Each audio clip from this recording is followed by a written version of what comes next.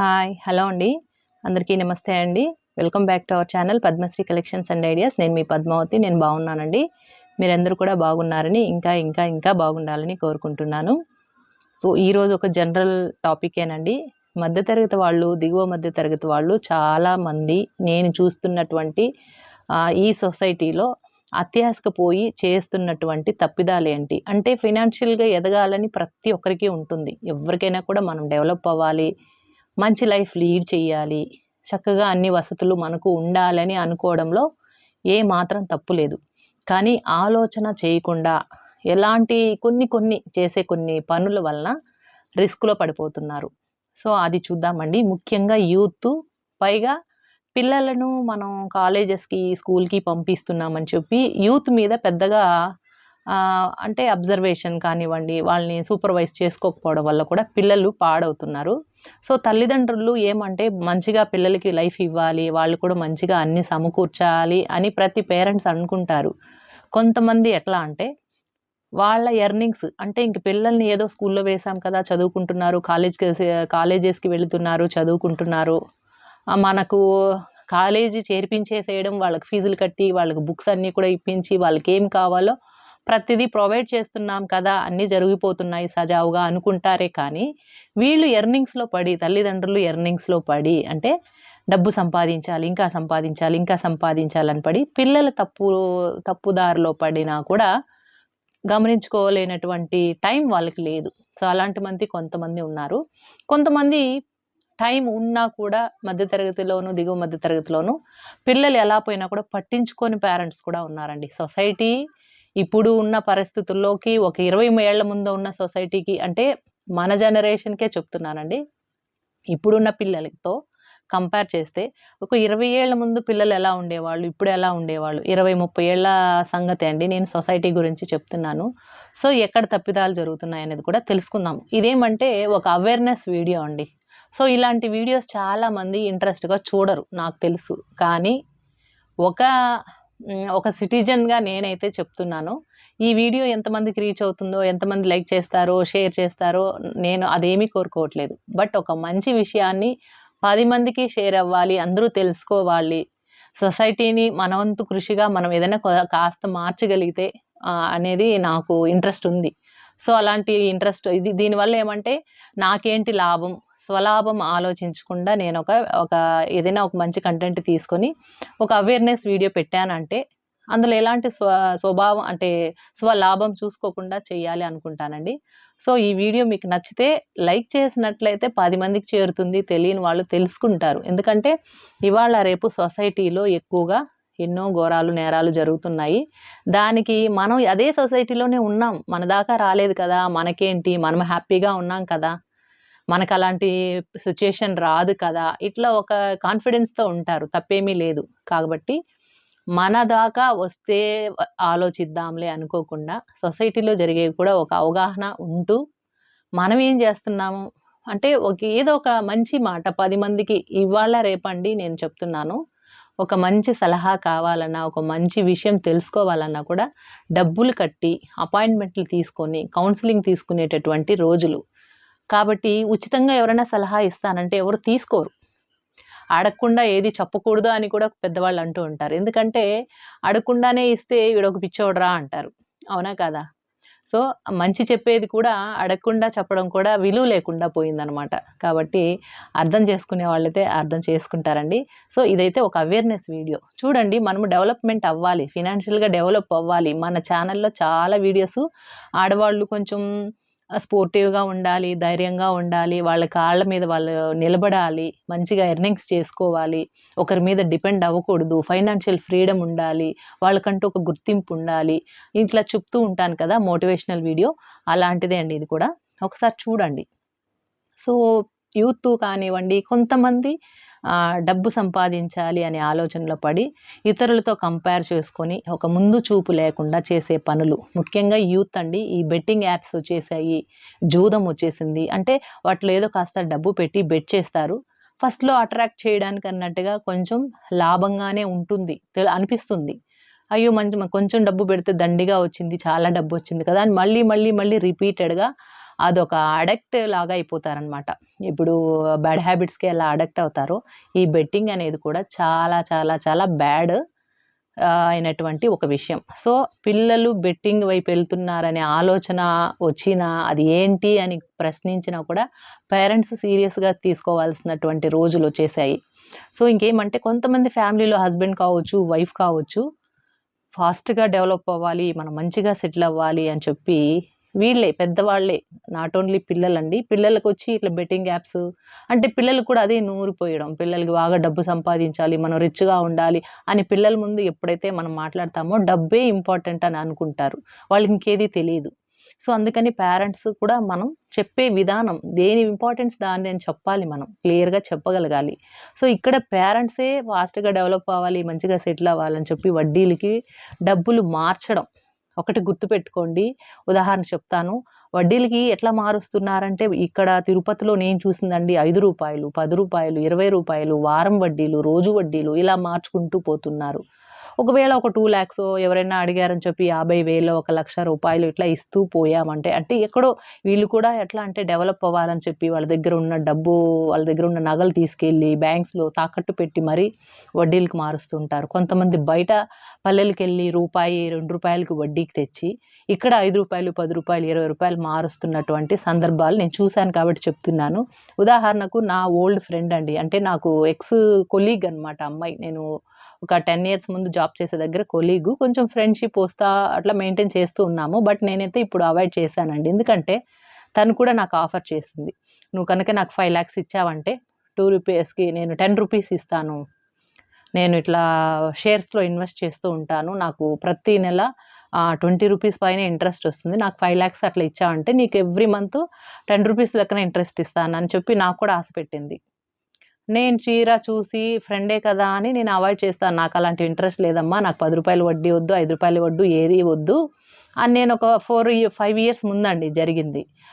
చెప్తున్నాను చూడండి. తను బాగా మాట్లాడుతా వచ్చింది. ఫ్రెండ్‌షిప్ అంటే డబ్బు వరకు ఏదన్నా అత్యవసరమైతే అప్పుగా ఇవ్వచ్చు. లేదా ఒక సహాయం చెయ్యొచ్చు. లేదా సహాయం కోరవచ్చు. ఎప్పుడు ఫ్రెండ్‌షిప్ బాగుండాలి. మనం ఏంటనేది మనం ఎంత నిజాయితీ పరులమనేది ఎదుటి వాళ్ళకి తెలియాలి. లేదా మనం వాళ్ళెంత నిజాయితీ అనేది మనకు ఖచ్చితంగా తెలిసుండాలి. సో, డబ్బు దగ్గర ఎప్పుడైతే డబ్బు మ్యాటర్ వచ్చిందంటే ఫ్రెండ్‌షిప్ దెబ్బతింటుంది. ఈ అమ్మాయికి నేను చెప్తున్నాను చూడండి చాలా సార్లు అవాయిడ్ చేశాను. నాకలా ఇంట్రెస్ట్ లేదమ్మా. నేను డబ్బు ఎక్కడి నుంచి తెచ్చి ఇవ్వలేను. నా దగ్గర అంత బడ్జెట్ కూడా లేదు. నాకు అవసరం లేదంటే, "నువ్వు జాబ్ చేయట్లేదు కదా! మళ్ళీ ఇలా చేసుకోవచ్చు కదా! వడ్డీలకి ఇచ్చుకోవచ్చు కదా!" అంటే రూ. 10 ఇంట్రెస్ట్ ఇస్తానని చెప్పి నన్ను ఇంకా ఫోర్స్ చేస్తుంది ఆ అమ్మాయి. 5,00,000 ఇవ్వు, 10,00,000 ఇవ్వు తెచ్చి. ఇక గోల్డ్ పెట్టుకో, ఇంకేదన్నా పెట్టు, ఇంకేదన్నా తాకట్టు పెట్టి కూడా తెచ్చివ్వు నీకింత ఇస్తానంటుంది.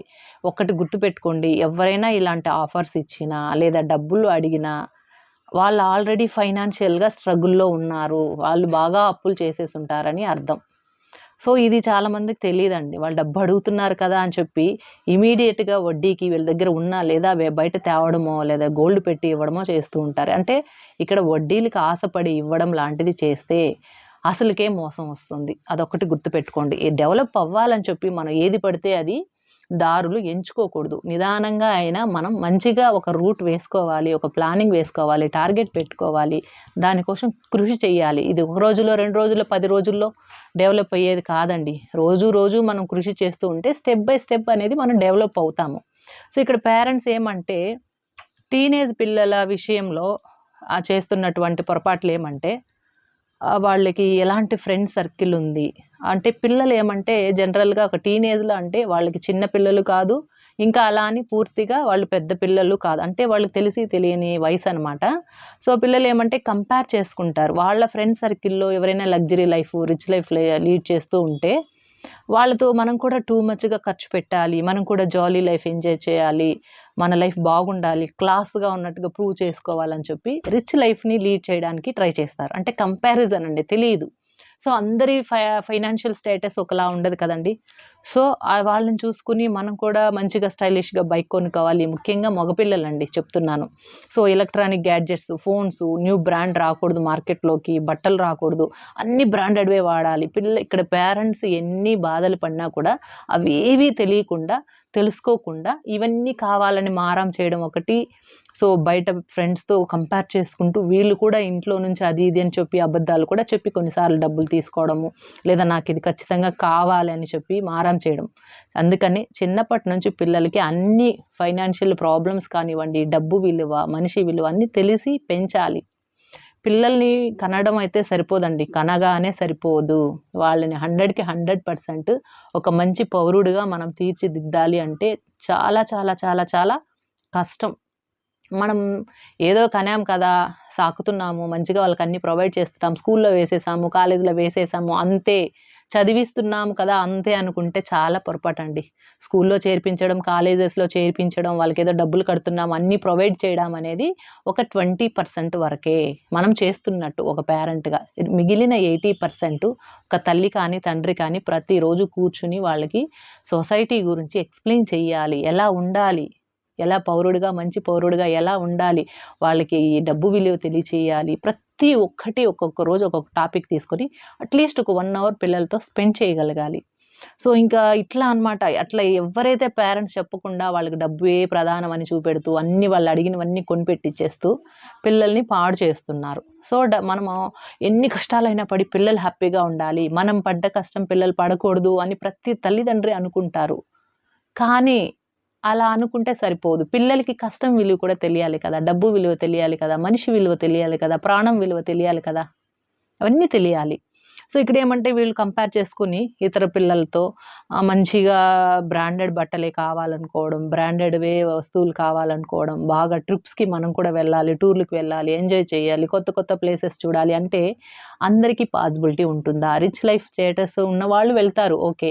బట్ వాళ్ళతో కంపారిజన్ ఎంతవరకు కరెక్టు అనేది మనం ఆలోచించాలి. మధ్య తరగతి వాళ్ళు, దిగువ మధ్య తరగతి వాళ్ళు ముఖ్యంగా తల్లిదండ్రుల పాత్ర ఎక్కువగా ఉంటుంది ఈ విషయంలో. సో, మనం అవన్నీ కల్పించుకొని, పిల్లల్ని పట్టించుకొని, వాళ్ళని సూపర్వైజ్ చేసుకొని, ఇవన్నీ గైడ్ చేసుకుంటూ రావాలి. ఏది కరెక్టు, ఏది కరెక్ట్ కాదనేది ఖచ్చితంగా వాళ్ళు కూర్చొని మనం అర్థమయ్యేలాగా చెప్పాలి. ఎక్కడ కానీ స్కూల్‌లో పాఠాలు చెప్తారు, కాలేజీలో పాఠాలు చెప్తారు. ఏ కొద్దిమంది టీచర్సో పేరెంట్స్ లాగా భావించి మంచి విషయాలు కూడా జోడించి చెప్పేవాళ్ళున్నారు. అందరూ లేరు. అలా అని అందరూ టీచర్స్ చెడ్డవాళ్ళు కాదు. అందరూ టీచర్స్ సరిగ్గా చెప్పట్లేదు అని చెప్పలేము. సో, కొంతమంది మన పిల్లలు అని చెప్పి వాళ్ళు ఓన్ చేసుకొని అన్నీ చెప్తారు. ఇంట్లో వాళ్ళ పిల్లలకి ఎలా చెప్తారో అన్నీ చెప్తారు. ఒకప్పుడు మనకు టీచర్స్ అలా చెప్పారు కాబట్టి మనం ఒక మంచిగా సొసైటీని అర్థం చేసుకోగలిగాము. మంచిగా నడవడికతో ఉన్నాము. బట్ ఇప్పుడున్న జనరేషన్‌కి చాలా చాలా మార్పులొచ్చేసాయి కాబట్టి మనమే మన పిల్లల్ని పట్టించుకోవాలి. ఇంకొకరి మీద నెట్టేయకూడదు. ఏదో స్కూల్‌లో ఫీజులు కడుతున్నాం కదా! కాలేజీలో ఫీజులు కడుతున్నాం కదా! ఏ టు జెడ్ వాళ్ళే చెప్పాలి అనేది మనం కూడా ఎక్స్‌పెక్ట్ చేయకూడదు. అంటే నా అభిప్రాయం చెప్తున్నానండి. సో, యాస్ ఎ పేరెంట్‌గా మనం వాళ్ళని కాన్సంట్రేట్ చేయాలి వాళ్ళ మీద. పిల్లలు ఏం చేస్తున్నారు అబ్జర్వ్ చేయాలి. వాళ్ళ ఫ్రెండ్స్ సర్కిల్ ఎలా ఉంది? వాళ్ళు స్టడీస్‌లో ఏం చదువుతున్నారు? వాళ్ళ స్టేటస్ ఏంటి? స్కూల్‌కి వెళ్లి కనుక్కోవడం, కాలేజెస్‌కి వెళ్లి అప్పుడప్పుడు పేరెంట్స్ టీచర్స్‌తో మీట్ అయ్యి వాళ్ళని ఎట్లా ఉంది వాళ్ళ డెవలప్‌మెంట్, వాళ్ళ బిహేవియర్ ఎలా ఉంది? అన్నీ కూడా కనుక్కుంటూ ఉండాలండి. ఆఫ్టర్ స్కూల్ వాళ్ళెక్కడికి ఇంటికే వస్తున్నారా? కాలేజెస్ నుంచి ఇంటికే వస్తున్నారా? లేదా చూసుకోవాలి. వాళ్ళ అటెండెన్స్ స్కూల్‌కెళ్ళి వాళ్ళ అటెండెన్స్ రిజిస్టర్డ్ కూడా చెక్ చేయాలి. సో, స్కూల్‌కి, కాలేజ్‌కి డుమ్మా కొట్టి వాళ్ళు ఎక్కడికైనా వెళ్తూ ఉండొచ్చు. అది కూడా మనం టీచర్స్‌తో, కాలేజెస్‌లో లెక్చరర్స్‌తో కనుక్కోవాల్సిన బాధ్యత ప్రతి తల్లిదండ్రికి ఉంది. ముఖ్యంగా మగపిల్లల తల్లిదండ్రులకండి. సో, పిల్లల వలన పేరెంట్స్ ఈ రోజుల్లో అప్పులు చేసేసి చాలా చాలా ఇబ్బందులు పడుతున్నారు కొంతమంది. సో, ఆ విషయంగానే నేను ఈ టాపిక్ తీసుకొచ్చానండి. సో, అందుకనే పిల్లలు ఏమి అలవాట్లు ఉన్నాయి వాళ్ళకి నోటీస్ చేయాలి. సో, వాళ్ళు తిన్నారా? చదువుకుంటున్నారా? కాలేజ్‌కెళ్తున్నారా? వస్తున్నారా? వాళ్ళు బయటకి ఎక్కడికెళ్తున్నారు? ఎలాంటి ఫ్రెండ్ సర్కిల్ ఉంది? ఎన్ని గంటలకి ఇంటికొస్తున్నారు? అసలు ఇంటికి ఎప్పుడొస్తున్నారు? ఎప్పుడు పడుకుంటున్నారు? ఇవేవి తెలియకుండా ఉన్న పేరెంట్స్ కూడా ఉన్నారు. అంటే బిజీ షెడ్యూల్, బిజీ లైఫ్. వీళ్ళ ఎర్నింగ్స్‌లో పడి వీళ్ళ బిజినెస్ ఏందో, వీళ్ళ జాబ్‌లేందో చూసుకుంటున్నారే కానీ, పిల్లలు పాడవుతున్నారనే విషయం ఎవరి కోసమైతే కష్టపడుతున్నారో, వాళ్ళు తప్పుడు దారిలో వెళ్తున్నారు అనే విషయం కూడా నోటీస్ చేయకుండా ఉన్న పేరెంట్స్ ఉన్నారు ఈరోజు సొసైటీలో. బయట ఘోరాలు, నేరాలు ఎక్కువ జరుగుతున్నాయి అంటే ఏంటండి, వాళ్ళని మానిటైజేషన్ చేసేవాళ్ళు లేరు. వాళ్ళు మానిటైజ్ చేసేవాళ్ళు లేరు, వాళ్ళకి మంచి చెడ్డ చెప్పేవాళ్ళు లేరు. అంత బిజీ లైఫ్ ఎందుకండి? పేరెంట్స్ బతికేదే పిల్లల కోసం. మరి ఆ పిల్లల్ని చక్కగా పెంచాలి, మంచి మార్గంలో నడిపించాలి. ఒక మంచి బిడ్డని కన్నానన్న తృప్తి ఎప్పుడు కలుగుతుందండి? వాళ్ళు మంచిగా నడుచుకున్నప్పుడు, మంచిగా సొసైటీలో ఉన్నప్పుడే కదా! అది ఎందుకు ఆలోచించట్లేదు చాలామంది. సో, ఎవరికైనా ఫైనాన్షియల్‌గా డెవలప్ అవ్వాలని ఉంటుంది, ఉండాలి కూడా. 100% కరెక్ట్ అలా ఆలోచించడం. బట్ ఎలా ఉండాలి అంటే స్టెప్ బై స్టెప్ ఉండాలి. ఒక గోల్ పెట్టుకోవాలి, ఒక ఎయిమ్ పెట్టుకోవాలి, ఒక టార్గెట్ పెట్టుకోవాలి. ఒక సక్సెస్‌ఫుల్ పర్సన్ స్టోరీస్ చదువుతూ ఉండాలి, తెలుసుకుంటూ ఉండాలి, పిల్లలకి చెప్పాలి. సో, ఒక సక్సెస్ వెనక ఎన్ని స్ట్రగుల్స్ ఉంటాయి. డెవలప్ అవ్వాలంటే అంత ఆషామాషీ కాదు. స్టెప్ బై స్టెప్ మనం డెవలప్ అవ్వాలనుకోవాలి. కానీ పెద్దవాళ్ళేదో చెప్పినట్టు మధ్యాహ్నానికే మహారాజు అయిపోవాలి అన్నట్టుగా పేరెంట్సు ఉండకూడదు. పిల్లల్ని వాటికి అలా మోటివేట్ చేయకూడదు. సో, కష్టం విలువ తెలియాలి పిల్లలకి. డబ్బు విలువ తెలియాలి, ప్రాణం విలువ తెలియాలి, బంధం విలువ తెలియాలి. ఇవన్నీ కూడా సొసైటీలో భాగమే. ఒక మంచి ఎప్పుడు సొసైటీ మంచి సొసైటీ అవుతుందండి. సంఘం బాగుంది అని ఎప్పుడు అనిపించుకుంటుంది? ఒక ఇంటి నుంచే కదా, ఒక కుటుంబం నుంచే కదా. ఒక వ్యక్తి బాగున్నప్పుడు తన ఫ్యామిలీ బావుందా లేదా చూసుకోవాలి. తన ఫ్యామిలీలో ఒక 5 మంది, 10 మంది ఉన్నప్పుడు తన ఫ్యామిలీలో మెంబర్స్ ఎలా ఉన్నారో, మంచిగా ఉన్నారా? మంచి వ్యక్తిత్వంతో ఉన్నారా? మంచి గుణగణాలున్నాయా? మంచి పర్సన్‌గా ఉన్నారా లేదా?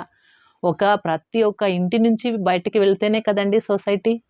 సో, ప్రతి ఒక్కళ్ళు తమ తమ ఫ్యామిలీస్‌ని పట్టించుకున్నా చాలు. తమ ఫ్యామిలీ మెంబర్స్‌ని పట్టించుకున్నా చాలు. ఒక హ్యూమన్ బీయింగ్‌గా మనం ఏమి అనేది వాళ్ళకు నేర్పించాలి. ఒక ఒక సొసైటీలో ఒక మంచి పిల్లల్ని మనం ఇస్తున్నామా లేదా? సొసైటీ నుంచి మనం ఏం నేర్చుకుంటున్నాము? మనం సొసైటీకి ఏమి ఇస్తున్నామనేది చాలా చాలా ఇంపార్టెంట్ అండి. కాబట్టి ఈ బిజీ షెడ్యూల్‌లో పడి డబ్బు సంపాదించాలి కదా అని చెప్పి విలువలను పోగొట్టుకోకుండా పెద్దవాళ్ళైనా, చిన్నవాళ్ళైనా ప్రతీదీ చదువుతో పాటు పిల్లలకి ప్రతిదీ నేర్పించాలి. చదువనేది మన జీవితానికి ఒక 20% మాత్రమే ఉపయోగపడుతుందనేది నా అభిప్రాయం అండి. మిగిలిన 80% మనం సొసైటీ నుంచి నేర్చుకునేవే మనం చేస్తాము. సో, మనం మంచిగా రిసీవ్ చేసుకోవాలి. మంచిగా సొసైటీ నుంచి రిసీవ్ చేసుకోవాలంటే మన నుంచి కూడా సొసైటీకి మంచినే అందించాలి. అలా ప్రతి ఒక్కరు ఆలోచిస్తేనే ప్రతి ఒక్కరిలోనూ పాజిటివ్‌నెస్ అనేది పెరుగుతుంది. సో, ఇదే అండి ఇవాల్టికి చిన్న వీడియో. ఎందుకంటే ఒక అవేర్‌నెస్ వీడియో. సో, అంటే ఇప్పుడు ఉన్న పరిస్థితులు సొసైటీ గురించి ఒక చిన్న వీడియో. అందులోని యూత్ చాలా బాగా పాడైపోతున్నారు.